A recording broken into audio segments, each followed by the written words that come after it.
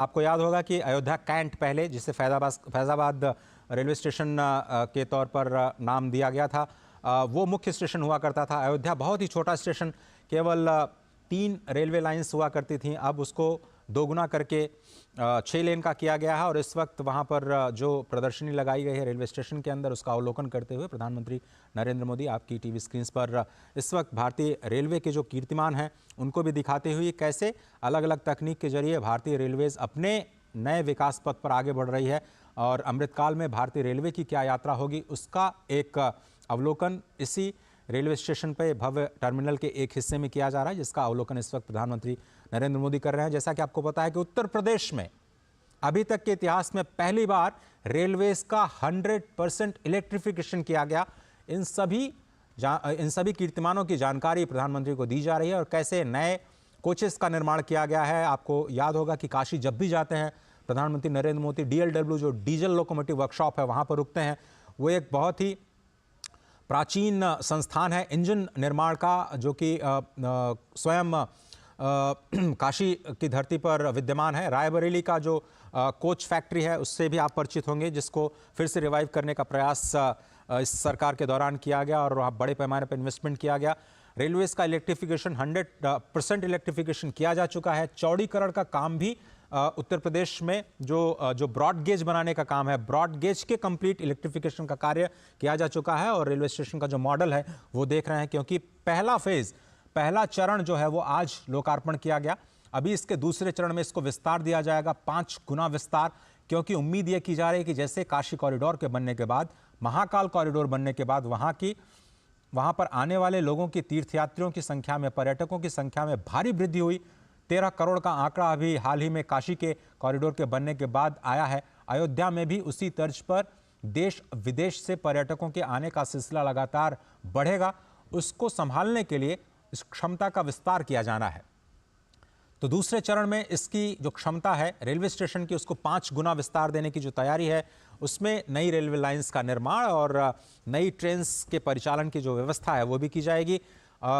8 trains का आज लोकार्पण भी किया जाएगा हरी झंडी के जरिए।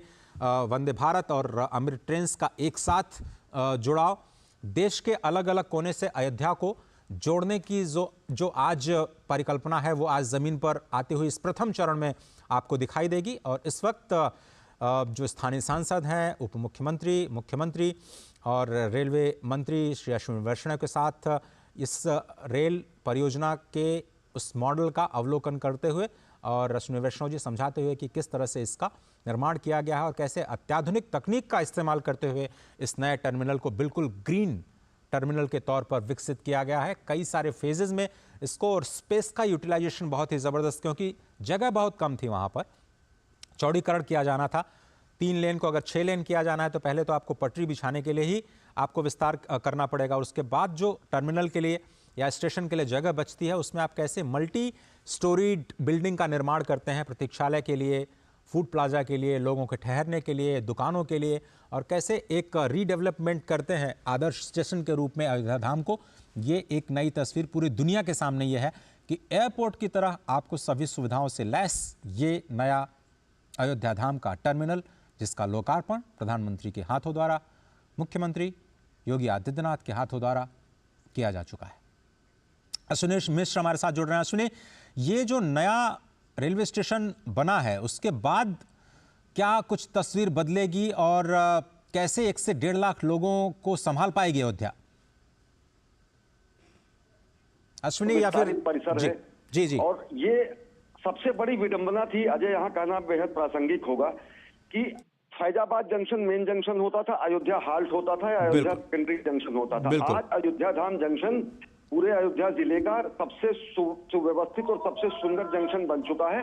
और सबसे बड़ी बात यह है कि आज यहाँ वंदे भारत और अमृत भारत ट्रेनों का यहाँ से परिचालन किया जा रहा है, जो कि इस पूरे क्षेत्र के लिए सौगात होगा। देश को और दुनिया को यहाँ से आने वाले पर्यटकों को नई अनुभूति प्रदान करेगा। ये पूरा का पूरा विस्तारित नया मॉडल भगवान श्री राम को समर्पित ही है। भगवान श्री राम के मंदिर से समर्पित जो वास्तु है उसी का उपयोग करते हुए इसको बनाया गया है, लेकिन इसमें आध्यात्म के साथ साथ आधुनिकता का अद्भुत समन्वय है। जबरदस्त लाउंज बनाए गए हैं, एयरपोर्ट जैसी पूरी की पूरी फील आती है।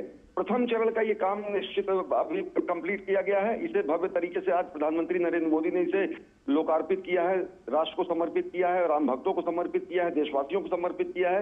और सबसे बड़ी बात अगर देखें तो ये अयोध्या धाम जो जंक्शन होगा, ये अब आने वाले वर्षों में मुख्य अयोध्या धाम स्टेशन बन जाएगा। अयोध्या का जो कैंट स्टेशन है और जो अयोध्या से आगे अगर देखें, जो गोरखपुर से आएंगे लोग, वो रामघाट एक स्टेशन पड़ता है, वहां पर उस विस्तार किया जा रहा है। रामघाट स्टेशन से अलग अगर देखें तो अयोध्या स्टेशन, आसपास के दर्शन नगर स्टेशन, सारे गुप्तार घाट की तरफ जो स्टेशन पड़ता है, इन सारे स्टेशन का इस तरीके से विकास किया जा रहा है कि जो श्रद्धालु, क्योंकि अयोध्या के मुख्य भगवान श्री राम के मंदिर सही कहा आपने, धाम जंक्शन की, तो आने वाले समय में पर्यटकों का, श्रद्धालुओं का जो दबाव होगा वो अलग अलग स्टेशन पर डेवलप किया जा सके।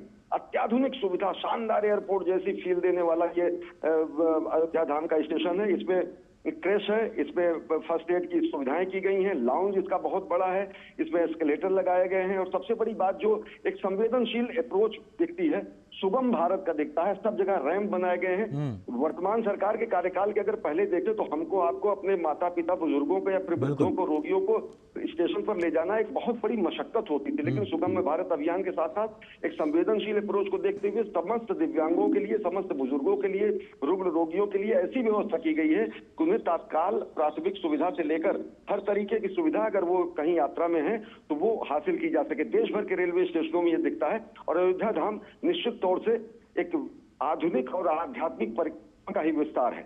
अजय, तो अगर आप रेलवे स्टेशन को केंद्र बना करके वहां के आसपास के जो आध्यात्मिक स्थल हैं उनकी यात्रा को थोड़ा सा जोड़ने की कोशिश करिए। अगर कोई पैदल यात्री वहां से उतरता है तो राम जन्मभूमि, हनुमानगढ़ी, गुप्तार घाट या फिर नया घाट जो बना हुआ है, अगर पैदल कोई जाना चाहता है, किस तरह से प्लान कर सकता है।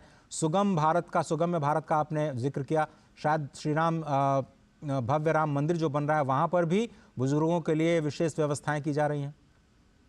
निश्चित तौर से ये पूरा का पूरा स्टेशन, वही जैसे मैं कह रहा हूं कि आधुनिकता और आध्यात्मिकता का संगम तो है ही, साथ ही साथ संवेदनशीलता का जबरदस्त उदाहरण है। क्योंकि एस्केलेटर्स, रैंप, दिव्यांगजनों के लिए अलग से जो है आने की व्यवस्था, और साथ ही साथ दूरी जो मैं बता रहा हूं तकरीबन 1 किलोमीटर से भी कम है। स्टेशन से निकलने के बाद सीधे राम पथ को पार करने के बाद राम जन्मभूमि पथ शुरू हो जाता है, सुग्रीव किला से होते हुए, और जहां से दिव्य भव्य भगवान श्री राम का नव्य ये विराजमान, जहां पर भगवान श्री राम की प्राण प्रतिष्ठा होगी रामलीला स्वरूप की, वो मंदिर दिखने लगता है। अयोध्या स्टेशन से जब आप मुख्य मार्ग पर आएंगे तो सीधे आपको साक्षात दर्शन होंगे भगवान श्री राम के मंदिर का, और राम जन्मभूमि पथ वहीं शुरू हो जाता है बिरला धर्मशाला से। सबसे नजदीक अगर पहुंचने का जो स्थान है तो अयोध्या धाम होगा। देखिए तो रामघाट की तरफ अगर गोरखपुर से लोग आ रहे हैं तो रामघाट स्टेशन को भी विस्तृत विस्तार दिया जा रहा है। फैजाबाद का जो पुराना जंक्शन है, जिसको अयोध्या कैंट जाना जाता है, अयोध्या कैंट का विस्तार तो है ही, जो कि शहरी सुविधाओं से पहले से ही लैस है। तो जयश्री जी, अब ये जो तस्वीरें देख रहे हैं हम, अब ये जो तस्वीरें देख रहे हैं वो है नए अमृत ट्रेन की। कहा जाता था वंदे भारत जो ट्रेन है वो बड़े लोगों के लिए है, पैसे वालों के लिए है, सामान्य लोगों के लिए कोई ट्रेन की व्यवस्था ये सरकार कर नहीं रही है। ये एक नई पहल। आपको याद होगा, अगर आपने जब पहले सफ़र किया होगा, जिसको जनरल बोगी कहा जाता था, घुसना बड़ा मुश्किल होता था। किसी ने रुमाल फेंक करके अगर कोई सीट हासिल कर ली तो चलिए उनका तो सफ़र किसी तरह से कट जाता था, लेकिन बहुत सारे लोगों को खड़े होकर के बिना किसी स्थान के, बिना किसी सुविधा के, सामान को लादे लादे आप बहुत ही मुश्किल से अपने गंतव्य तक जा पाते थे। ये अमृत ट्रेन के अंदर की तस्वीरें हैं। प्रधानमंत्री नरेंद्र मोदी हमेशा की तरह बच्चों के साथ संवाद करते हुए, कोई उन्हें कविताएं सुना रहा है, कोई उन्हें अपने लिखे हुए संस्मरण सुना रहा है, कोई चित्रों के माध्यम से उनका स्वागत कर रहा है। ऐसी तस्वीरें हम हमेशा प्रधानमंत्री के संपर्क यात्रा के दौरान देखते रहे हैं। मेट्रो कोचेस में ख़ास तौर पर जब वो सफ़र करते हैं तो ऐसी तस्वीरें हमें दिखाई देती हैं। लेकिन इस वक्त आप देखिए, बहुत ही अत्याधुनिक, ये बिल्कुल जनरल वार्ड का जो डिब्बा है उसको कैसे आधुनिक बनाया गया है, कैसे चार्जिंग की व्यवस्था, क्योंकि नए बदलते हुए माहौल में सभी लोग मोबाइल फ़ोन के ज़रिए कनेक्टेड रहना चाहते हैं।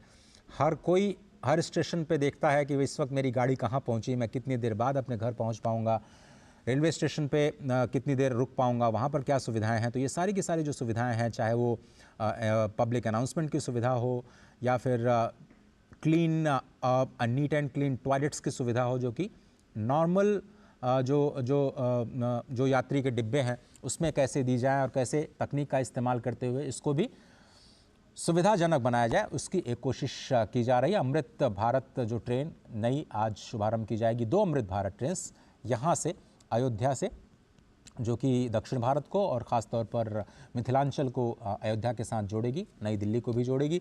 तो उसके साथ साथ जो 6 वंदे भारत ट्रेन हैं उसका भी आज शुभारंभ किया जाएगा, जिनका हॉल्ट अयोध्या धाम को बनाया गया है, स्पष्ट तौर पर इसी बात को ध्यान में रखते हुए कि जब रामलला विराजमान होंगे तो लाखों की संख्या में जो पर्यटक आएंगे उनको समायोजित करने के लिए बहुत सारे साधनों की ज़रूरत होगी। कुछ लोग ट्रेन से, कुछ लोग सड़क परिवहन से, कुछ लोग वायुयान के ज़रिए, कुछ लोग अपनी गाड़ी से, कुछ लोग बसों के ज़रिए, बहुत सारे यात्राओं के ज़रिए, बहुत सारे यात्रा के जो साधन हैं उनका इस्तेमाल करते हुए अयोध्या तक पहुंचना चाहेंगे। साथ ही साथ वाटरवेज़ का भी निर्माण किया जा रहा है, वहाँ पर भी जो सुविधाएं हैं, बताया जा रहा है कि वाटर मेट्रो की भी शुरुआत अयोध्या में होने वाली है। तो ये एक इंटीग्रेटेड अप्रोच है पूरे ट्रांसपोर्ट सिस्टम का, और विरासत के साथ कैसे विकास को आप जोड़ते हैं उसकी एक वानगी, उसकी एक झलक आपको दिखाई देगी। राजेश राज, क्या आप मेरे साथ हैं? या अश्विनी जी? जी अजय जी। जी, तो मैं आपसे ये समझना चाह रहा था कि ये जो नई पहल की जा रही है अमृत ट्रेन के जरिए, जो आज अमृत भारत ट्रेन, और जैसा कि हम बार बार ये कह रहे हैं कि अमृत काल में भारत प्रवेश कर रहा है, ये जो नई शुरुआत है, इस वक्त आप देख रहे हैं हरी झंडी दिखा करके अमृत ट्रेन को रवाना करने की तैयारी हो जा चुकी है। ये बिल्कुल लाइव विजुअल्स, अमृत ट्रेन अब रवाना अयोध्या धाम रेलवे स्टेशन से। हाँ,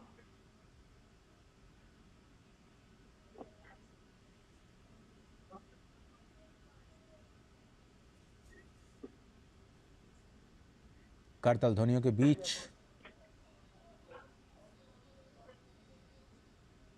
मेक इन इंडिया पूरी तरह से भारत में बनी हुई, ये देखिए 6 वंदे भारत ट्रेन्स और 2 अमृत भारत ट्रेन्स, 8 ट्रेन्स का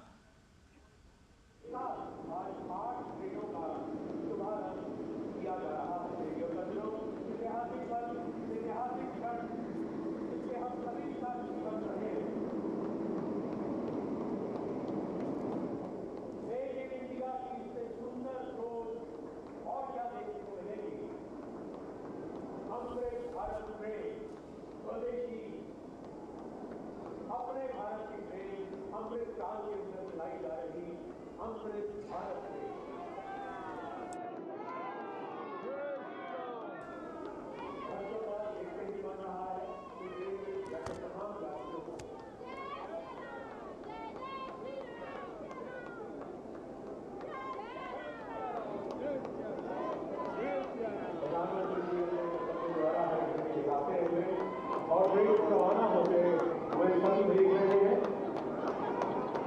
और माननीय प्रधानमंत्री के इस निशाने की देश भर से देखने को 8 ट्रेनें एक साथ शुरू हो रही हैं।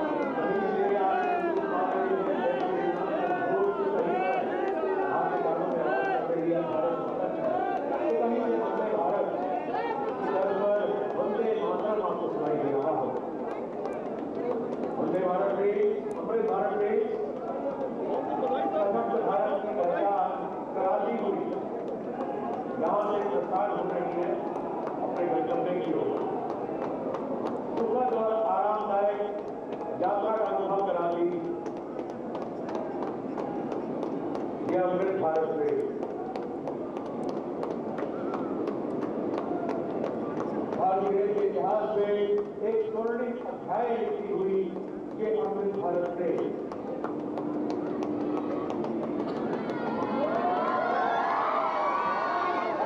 माननीय प्रधानमंत्री के उस सपने को एक इंडिया के सरकार की भाषा में उतारी हुई ये अमृत भारत ट्रेन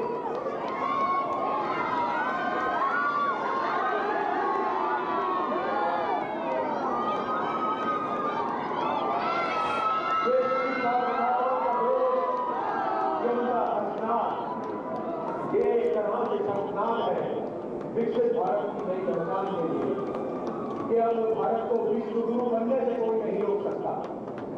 ये विश्वास भावी अमृत भारत से स्वदेशी निर्मित भारत निर्मित अमृत भारत से प्रधानमंत्री जी सभी का अभिवादन स्वीकार करते हुए उनकी हौसला अफजाई करते हुए हाथ मिलाकर उनका अभिवादन करते हुए ये है हमारे भारत का शीर्ष नेतृत्व जो हर एक सपनों को साकार करने के लिए दिन रात प्रयासरत है।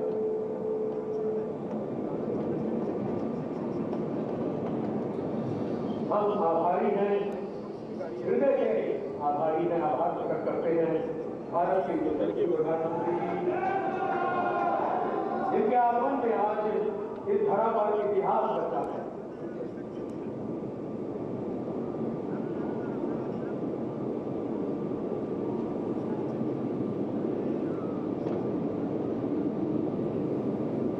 पुनः हम माननीय प्रधानमंत्री जी का आभार प्रकट करते हैं तथा हमारे नेता जी आप